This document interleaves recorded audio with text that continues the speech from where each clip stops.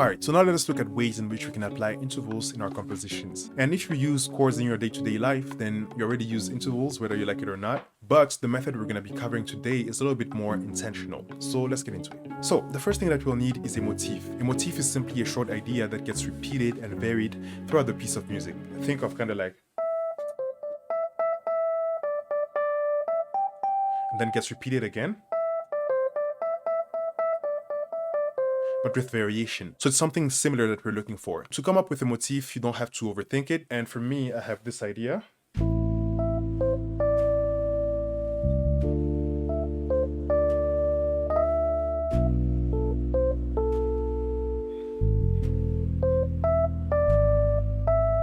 Now that we have a basic melody, let's use the intervals to make it a little bit more interesting. And it's not really different from what we do when we build chords. We're simply going to be skipping a note below the top line melody. For example, right here we have an E.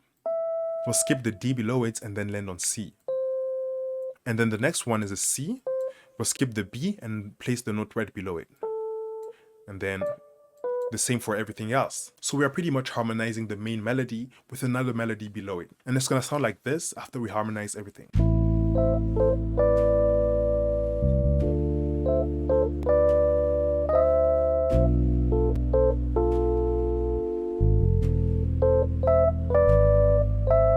Now, we can take this concept and push it a step further. For example, instead of harmonizing the melody on the same instruments, like with this electric piano, what we can do is we can take these top lines and put them across two different instruments.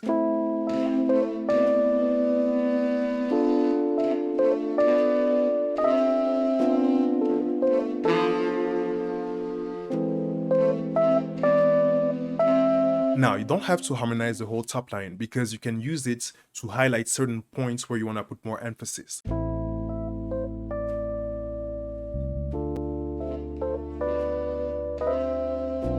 And we gotta give credit where it's due because I learned this method from Al Hug on his podcast and is an amazing composer, so big thank you to him. Now we can take this concept another step further and apply it in the context of orchestration. I'm pretty sure you've seen those orchestras with hundreds of musicians playing cellos, flutes, all that stuff. And instead of just applying it with the main melody, they'll be taking the entire chord progression and assigning different notes to different groups of musicians. And here's an orchestral arrangement of the same idea.